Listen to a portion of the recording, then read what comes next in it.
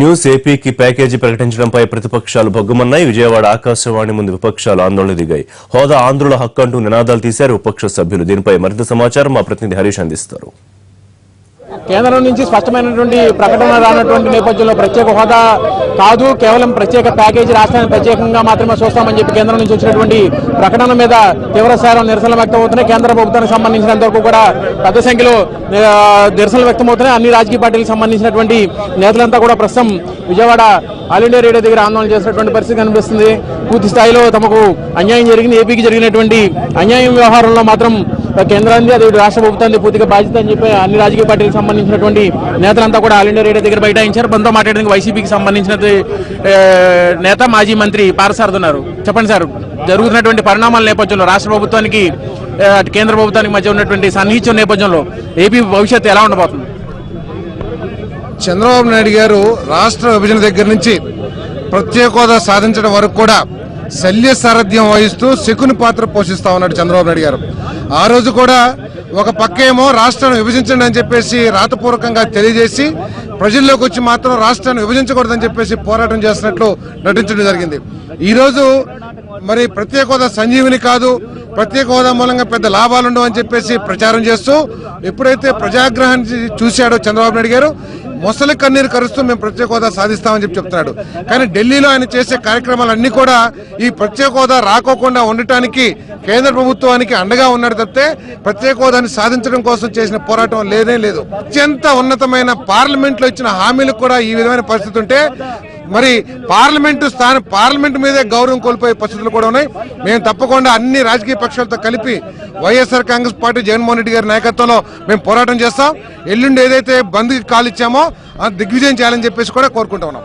CPM Madhu కూడా ఉన్నారు sir, ప్రకటన చూశారు, ప్యాకేజీకి సంబంధించిన విషయంలో కూడా స్పష్టమైనటువంటి క్లారిటీ లేదు, ఎలా ఉండబోతుంది?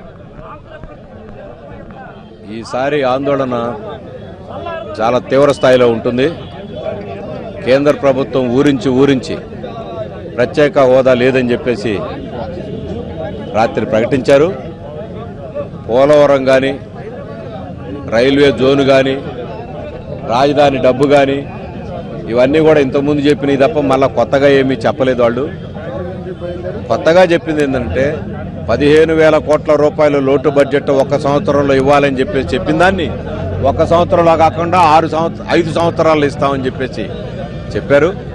అందువల్ల మన రాష్ట్ర ప్రజానీకానికి, రాష్ట్ర ప్రయోజనాలకి విభజన చట్టంలో ఏ విషయాలైతే పేర్కొన్నారో వాటన్నిటికీ ఫుల్ స్టాప్ పెట్టడం అనేటువంటిది ఈరోజు జరిగింది. ఈ నేపథ్యంలో ప్రజానీకానికి ఆందోళన తప్ప మరో మార్గం లేదు. అందుకనే ఎల్లుండి పెద్ద ఎత్తున బంద్ కార్యక్రమానికి మేము పిలిపించాం. ప్రతిపక్ష పార్టీ వైఎస్ఆర్సీపీ కూడా పిలిపించింది.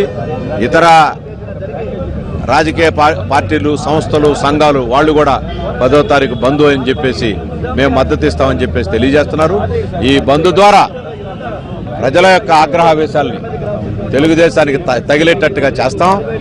తెలుగుదేశం తన అవకాశవాదానికి ఇది తారాస్థాయి. తెలుగుదేశం నిజంగా చిత్తశుద్ధితో రాష్ట్ర ప్రయోజనాలకి అది కాపాడేదానికి, అదే రాష్ట్ర ప్రయోజనాలని కాపాడడం అనేది దానికి చిత్తశుద్ధి ఉంటే వెంటనే మంత్రివర్గంలో నుంచి ఉపసంహరించుకోవాలి. అలా కాని ఎడల పదవుల కోసం పాకులాడుతుందని చెప్పేసి ప్రజానీకం తెలుగుదేశానికి గుణపాఠం చెప్పేదానికి సిద్ధం అవుతారని చెప్పి హెచ్చరిక చేస్తారు. సిపిఐకి సంబంధించినటువంటి నాయకులు కూడా ఉన్నారు. ఇప్పటికే కేంద్రం నుంచి స్పష్టమైనటువంటి ప్రకటన వచ్చింది. అటు వెంకయ్యనాయుడు కూడా చాలా క్లియర్ గా చెప్పినటువంటి పరిస్థితి. ఆందోళన ఎలా ఉండబోతుంది? ఖచ్చితంగా ఈ రోజున రాష్ట్ర ప్రజలు ప్రత్యేక దగా చేసింది. ఇక్కడే ఉన్నది, మాట్లాడు, చెప్తాను. ప్రత్యేక మోసం చేసింది. ఈ మోసానికి ఆందోళన ద్వారా, పోరాటాల ద్వారా మాత్రమే మనం సమాధానం చెప్పాల్సిన అవసరం ఉన్నది. ఆందోళన ఆరంభ శూరులు కాదు, పోరాటానికి వీరులనేటువంటి నానుడిని నిజం చేస్తూ రేపు 10వ తారీఖు జరగబోయేటువంటి బంద్లో ఆంధ్ర రాష్ట్ర ప్రజలు మొత్తం పాల్గొవాలని చెప్పి కేంద్ర పీఠం కదిలేలా బీజేపీ, మోడీ, చంద్రబాబు నాయుడు యొక్క దొందాటని, 2 గల సిద్ధాంతాన్ని బయటపెట్టాల్సినటువంటి అవసరం ఏర్పడింది. మరోసారి రాష్ట్రాన్ని మోసం చేశారు, రాష్ట్ర ప్రజల్ని దగా చేశారు. ఈ దగాకి వ్యతిరేకంగా సాగేటువంటి ఉద్యమంలో ప్రతి ఒక్క ఆంధ్రుడు కూడా పాల్గొవలసిందిగా విజ్ఞప్తి చేస్తున్నాం. మనతో వైసీపీ నేత మాజీ ఎమ్మెల్యే వంగవీటి రాధా కూడా ఉన్నారు. సార్ చెప్పండి, కేంద్ర మంత్రులు క్లియర్ గా స్పష్టం చేశారు. వెంకయ్యనాయుడు రాష్ట్రానికి సంబంధించినటువంటి నేత వెంకయ్యనాయుడు కూడా చాలా క్లియర్ గా చెప్పారు. అయితే ప్యాకేజీకి సంబంధించిన విషయంలో కూడా స్పష్టమైనటువంటి క్లారిటీ మాత్రం ఎంతవరకు ఇవ్వలేదు. అసలు ఏమి ఇస్తారని చెప్పి అంటారు, వాటి దాకా బీజేపీ సరిగ్గా అంటే చెప్పరు.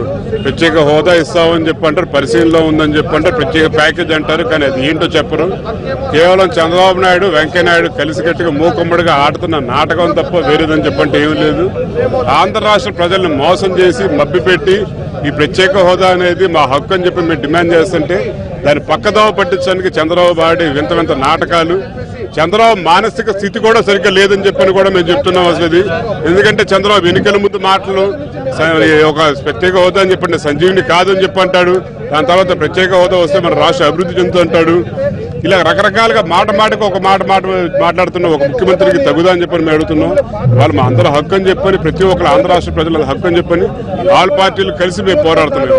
మొత్తమే చూస్తే కనుక అన్ని రాజకీయ పార్టీలకు సంబంధించినటువంటి నేతలంతా కూడా మోకమ్మడిగా ఆందోళనకు దిగినటువంటి పరిస్థితి కనిపిస్తుంది. ఏదైనప్పటికీ కూడా రాష్ట్రానికి ప్రత్యేక హోదా కోసం ఎటువంటి పోరాటమైనా చేస్తాము. తలపెట్టినటువంటి బంద్ కార్యక్రమాన్ని కూడా పూర్తి స్థాయిలో విజయవంతం చేసి ఇంతవరకు కూడా తమ వెనుకడేటువంటి పరిస్థితి లేదు. రాష్ట్ర ప్రభుత్వం కానీ ఇటు కేంద్ర ప్రభుత్వం కానీ పూర్తి స్థాయిలో విఫలమైనటువంటి నేపథ్యంలో తమ నిరసన మాత్రం పూర్తి స్థాయిలో కొనసాగించేటువంటి పరిస్థితి కనిపిస్తుంది. కేంద్రం నుంచి స్పష్టమైనటువంటి ఆదేశాలు రానటువంటి నేపథ్యంలో ఎట్టి పరిస్థితుల్లోనూ రాష్ట్రానికి ప్రత్యేక హోదా వచ్చేంత వరకు మాత్రం తమ ఆందోళన కొనసాగిస్తాం. బంద్ను కూడా పూర్తి స్థాయిలో విజయవంతం చేసి కేంద్ర రాష్ట్ర ప్రభుత్వాలకు బుద్ధి చెప్తామని చెప్పి ప్రతిపక్షాలు హెచ్చరిస్తున్నటువంటి పరిస్థితి. కెమెరా పర్సన్ రామకృష్ణతో హరీష్ ఎన్టీవీ, విజయవాడ.